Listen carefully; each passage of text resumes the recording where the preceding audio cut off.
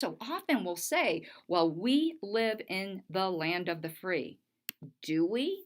We might live in the land of the freest if you're going to compare us to other countries, and we might not even be freest. I know we're not in some metrics, but are we really in the land of the free? You have to, when you own a vehicle, for instance, I mean, just think of your just basic freedoms. You have to ask the government for permission to operate it. You have to ask the government for permission for nearly every single thing that you do. And we have just learned to accept that. And I do not know how we've become conditioned to that. When your eyes become opened to the idea of what is the proper role of government, if any, and what is the full scope of freedom, you begin to actually realize how absolutely constrained we are, how absolutely unfree we are. And I would hope that would make us long for actual freedom and start to actually fight for actually freedom. And I do not mean fight in a violent way. I am a pacifist myself, so I always mean struggle in an activist sort of way. And it was these sorts of realizations that turned me into an activist, and why I would hope that in your own life you also are an activist. We see this so much today, haven't we, with COVID? The bare, aggressive power of the state, the fearsome force of the state has revealed itself.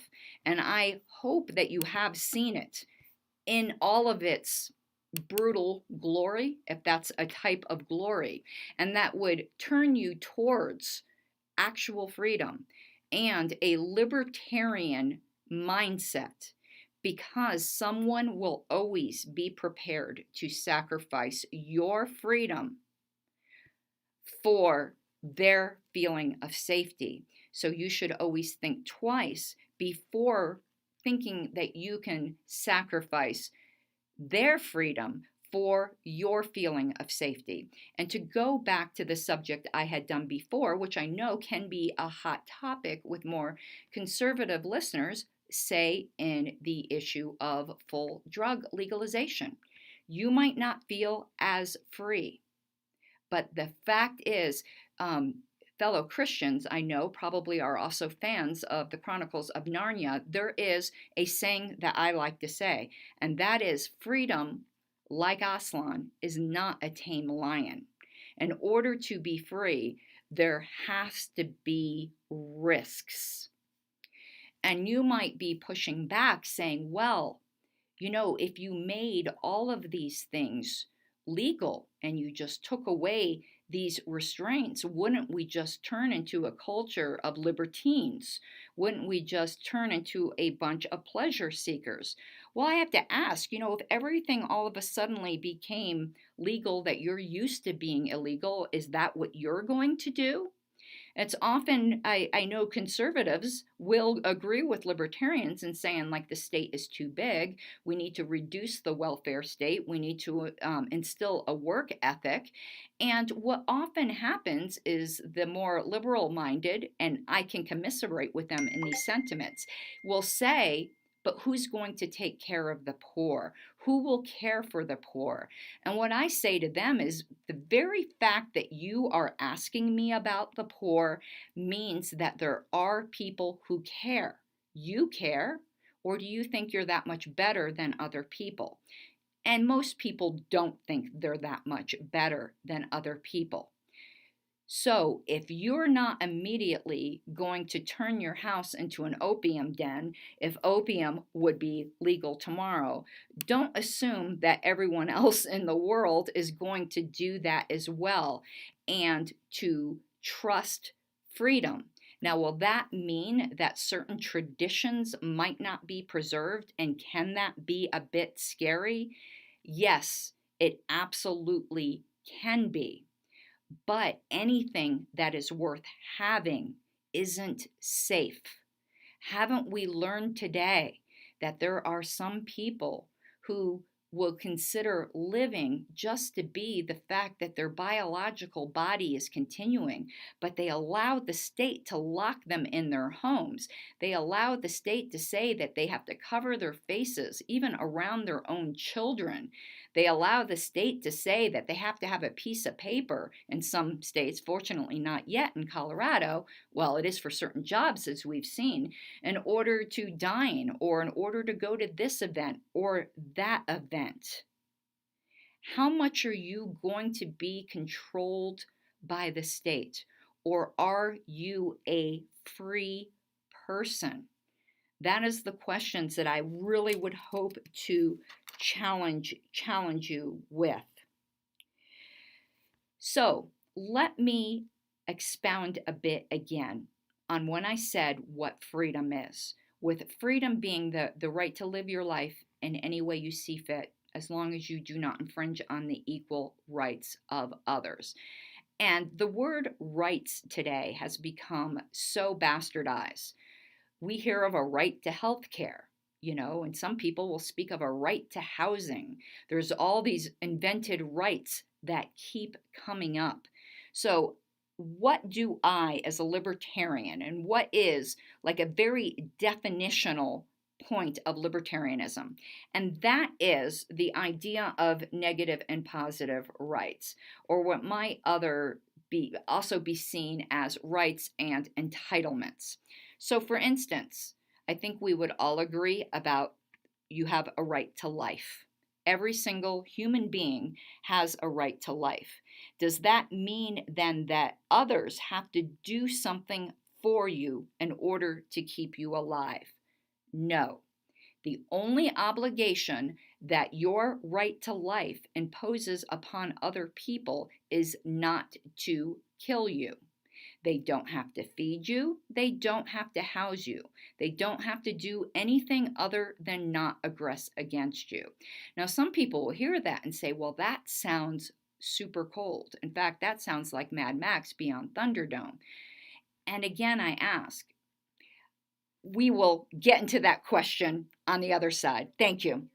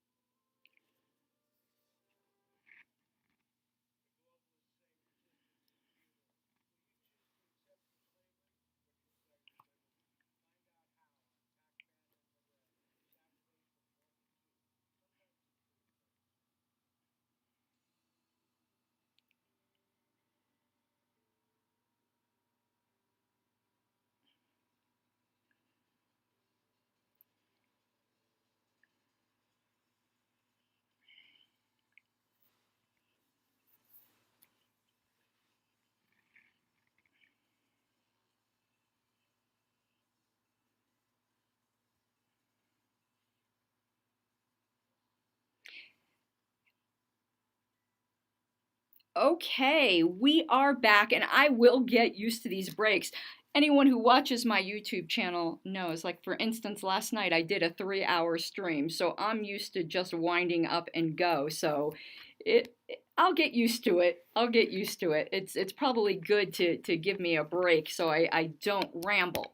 But let's get back now to talking about what actual rights are. And we went into the right to life. And I said how some people can say how that sounds particularly cold. But just because nobody has to do anything for you doesn't mean that they won't. It just means that they cannot be forced to. So, when we start looking at things that way, it becomes pretty easy then to derive, maybe some people would say too easy, but I actually think the simplicity of it is the beauty of it to decide nearly any policy position from that. So we talked about your right to life. You also have a right to your own body. You have a self ownership claim in your own body. So, whatever you do with your own body that doesn't harm anyone else, you should be able to do that with consenting adults without the interference from the state. That doesn't mean without societal disapproval. It doesn't mean that your family has to accept it or your church has to accept it or anyone has to accept it. It basically just means that the state cannot use force against you to keep you from doing such things. A good example would be prostitution. If there's no, we're not talking about sex trafficking, let's just do the hypothetical where there is two fully competent adults who made these fully competent free will choices. Why should somebody be locked in a cage for doing that? These are questions I didn't used to ask. It used to be something, well, that just, is the way things are. But is that really the way things should be? So when we start looking at any policy prescriptions, we can say, does this then aggress against other people? And that would bring us to, well, if that is the case, what is then the proper role of government, if any? And I keep saying if any because I'm going to give you full disclosure. There is a wide variety of views within the Libertarian Party. I happen to be a libertarian anarchist. I have come to the view that I don't think the state is justified whatsoever. But not all libertarians agree with me. And probably most of you out there do not agree with me. And maybe one day we'll discuss how I ended up on the crazy road to anarchy. But let's just talk about if there is to be a government, if there is to be a state, what is the proper limits of the state? Because I often hear Republicans, conservatives talk about small government, but I have to be honest with you. I haven't seen them demonstrate it. I haven't seen them demonstrate it in my lifetime. So I find that claim pretty vacuous. Yeah, so it might be smaller than what the Democrats want, but you want to know something, one bullet can kill you just as surely as 10. The other 9 are overkill. You should be worried about that first one. So the fact that the Republican Party at times might be advocating for a smaller government than the Democrats, and not all the time, because certainly not when you look at the defense budget, that doesn't mean they're small government. Libertarians are actually small government, if any. Let me explain. Libertarians would say that if there's going to be a government, the only things it should do, and when I say only, I mean only, would be defense of the nation, police, and courts. That's it. Are you saying that there shouldn't be any public schools? Yeah, that's exactly what I'm saying. I don't have any children. Let me be brutally honest with you who may have children. I resent the fact that I've been stolen from at gunpoint from my government for my entire life to educate other people's children. That's not right. You might like it. You might like the fact that your children get quote unquote free education, but it's not free. It came from stealing from other people, some of those people who don't have children. Some of those people who chose not to have children because they didn't feel they could afford it because their money is getting stolen from them, from the government, to pay for all kinds of things for other people. So that's something to consider. But does that also mean that the government shouldn't be providing utilities? Yes, that's exactly what that means. When I say that in libertarianism, the only roles of government, if any, are police, courts, and military, I mean it. Come up with anything that you may say, but what, and I'll say, nope, not that. The private sector can provide it. Listen, you go to the DMV, you see how incompetent the government is. Why do we want to give them more charge of more things? And the only reason some people will grant them courts and defense, be it police or military, is because they think there just at least needs to be a consistent, uniform system of justice. Not because they necessarily think that the state or the government, I use those two words interchangeably, can do it better than the private sector.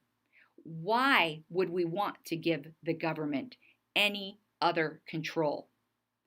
If we were to shrink the government back to those confines, when I say back to it, I'm not even sure we ever had that in this country, but let's pretend, there was this once the state of innocence that actually had this severely limited government. Imagine how much more free and prosperous we would actually be. Imagine how much better use that you could put your money to rather than it being stolen and wasted by the state. And that doesn't mean then there wouldn't be charity. In fact, then we're already the most charitable people on earth with how much that's stolen from us. But is it really charity when the government takes it from you and then gives it to somebody else? I mean, just look at the model of charity we see in communities of faith where it's people helping people.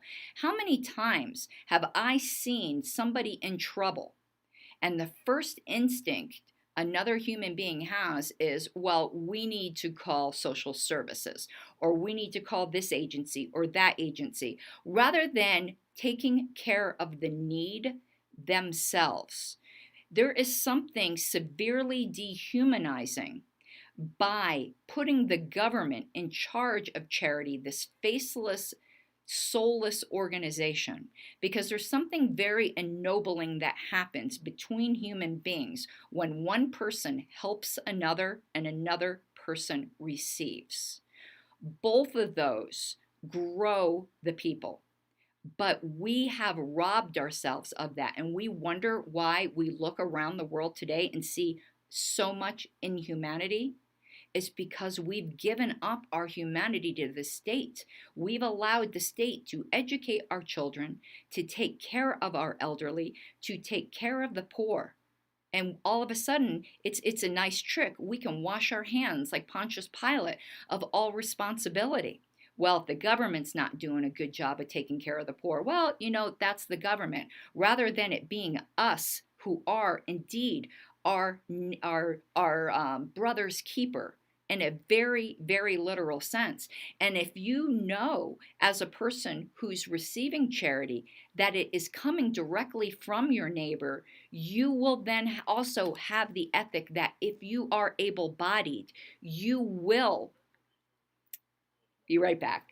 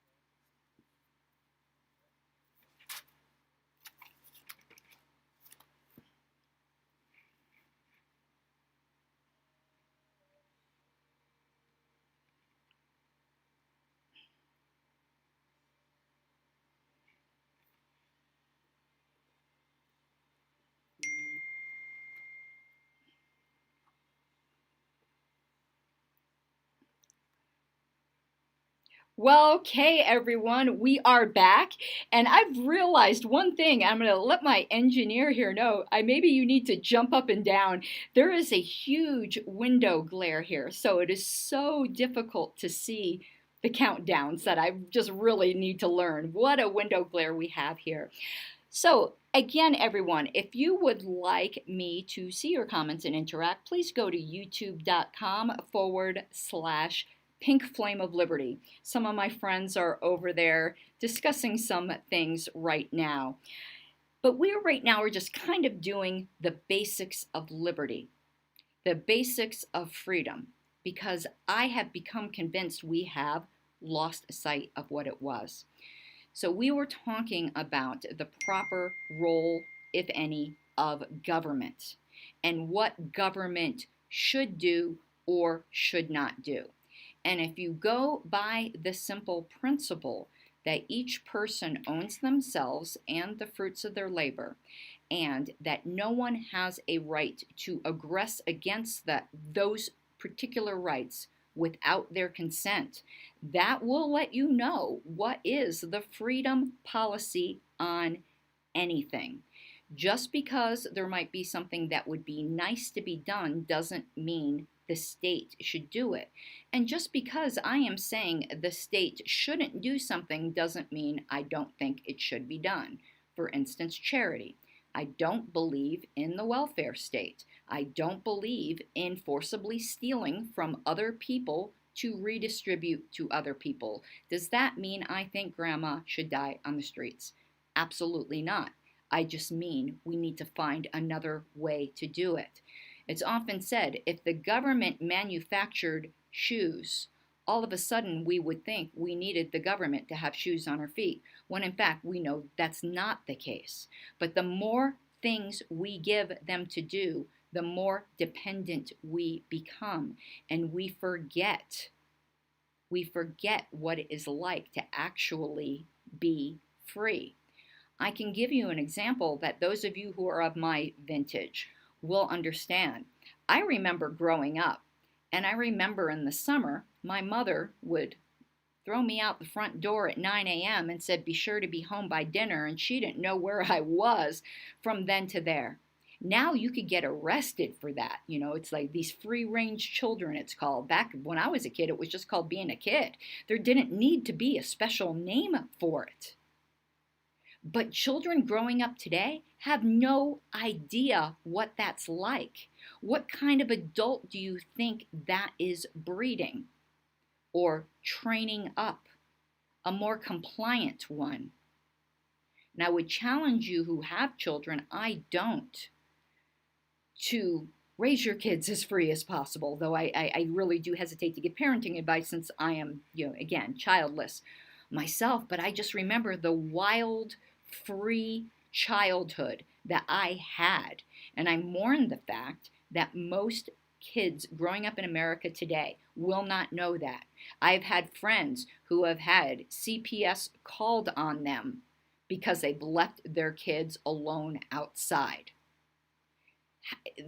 That to me is just absolutely crazy, but we have come to accept that. How have we come to accept that?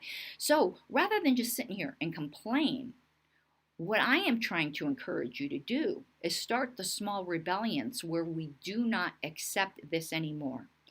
One of my small acts of rebellion is I go to every single town council meeting that has something important on the agenda, and I happen to live in the town of Castle Rock. And I start nearly every speech by looking at them and saying, there's something I want you to get through your heads. Government is force. Just because you sit behind a fancy bench does not give you the right to do anything you wouldn't have the right to do to your neighbor. And that's part of the problem with our system. We have diffused responsibility. It's easy to go into the voting booth and vote for a tax increase because you have removed yourself from the gun. But the fact is, when you vote for a tax increase upon your neighbors, you are saying, with my permission, I am saying you can go to my neighbors and forcibly collect resources from them because every law is ultimately enforced at the point of a gun. And I know some people think that's extreme, but Jordan Peterson actually explained this very well when people were arguing with him that this enforced speech code in Canada was not, in fact, enforced by a gun. He would say they would say to him, "It's just a fine." And he goes, "Well, what if I refuse to pay the fine?" "Then you'll go to jail." "Well, what if I refuse to go to jail?" "Well, then you get shot." Isn't that what it ultimately comes down to if you resist? So if your neighbor doesn't pay these taxes that you so easily voted for, maybe they lose their house. Are you okay with that? If you're okay with that, don't get government thugs to do it for you. Go and do it yourself. If you think that you have the right to say a certain portion of your neighbor's money needs to be allocated towards, let's say in Castle Rock, what I've been arguing about parks, they seem to think a proper role of the government is to provide us with nice parks, and I enjoy the parks as much as anybody. No, it's not. And if anyone thinks it is, then you go around and forcibly collect it and build the park. No, you sanitize it by going into a voting booth and having other people collect it for you. That's not moral and that's not just. So as we're coming into November election season and next year, as you go into the voting booth or as you make any kind of decisions, remember that groups do not have more rights than any one individual does. Just because 50% plus whatever, a majority, voted for something to happen doesn't make it moral or right.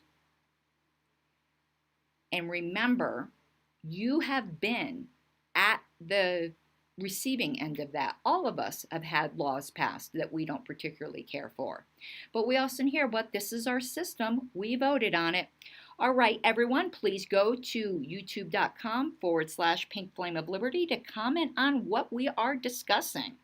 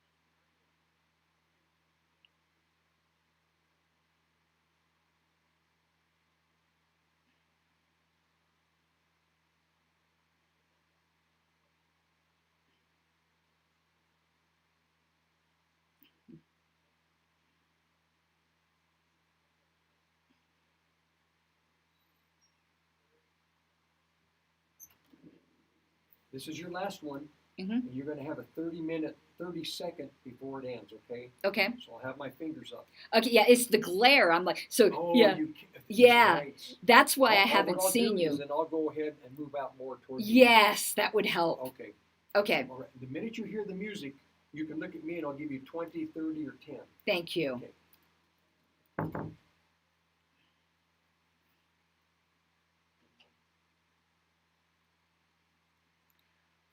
Okay, everyone, we are back. And I here I am with stumbling over my words. I do have some comments. And Shannon Lee had asked if I thought a national divorce would be more helpful to getting where we need to be. And it's so funny you bring that up, Shannon, because that's actually what I'm going to cover next week. There was an article that came out in the National Review talking about and actually opposing the idea of a national divorce. And I'd like a week to actually think on it. I first read it and I had my knee jerk reaction, but that usually isn't the most thoughtful reaction. So I wanted to give a first read it and one second here. Somebody's telling me I had a feedback loop. I wanted to first give it some thought. And giving it some thought, then come and talk to you about it. So I would encourage you to go to the National Review and check out their article arguing against the national divorce, which is about basically the secession movement, which I am in favor of, just so you know. I just want to be sure I can thoughtfully answer the objections to that. All right.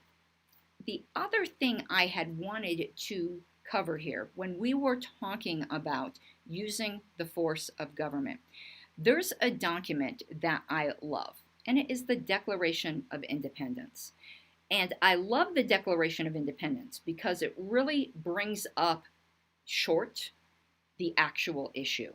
Because this is how I like discussing things with people who have not even considered the idea that government shouldn't be doing 99.9% of what it is doing. So, the Declaration of Independence, as we all know, first says that all men are created equal, which is just a beautiful thing to begin with, and are endowed by their Creator with certain unalienable rights. But the part I truly love about it, where it says that government exists with the consent of the governed. So what I do to start discussions, I just look right in the eye of the person I'm speaking to and say, I don't consent. Now what? And usually they don't know what to say. Because aren't we a consent culture? If you were asking me if I wanted to sleep with you and I said I don't consent, I think we would all know what that means if you proceeded to go forward with your armor, your forward, if you started, basically assaulting me. We know what we would call that. If somebody meets you in an alley and says, give me $5, and you say, no, I don't consent, and they take it anyway, we have a name for that too. Why are we so scared, or why do we not apply that same name for when the government does it? Because here's the fact. If government exists by the consent of the governed, that means something. And I literally do not consent. So, that is some food for thought that I would like you to think about for next week. We will talk about the national divorce. I have had such a good time speaking with you. Send me questions or comments to pinkflameofliberty@gmail.com or visit me during the week on my YouTube channel at youtube.com/pinkflameofliberty.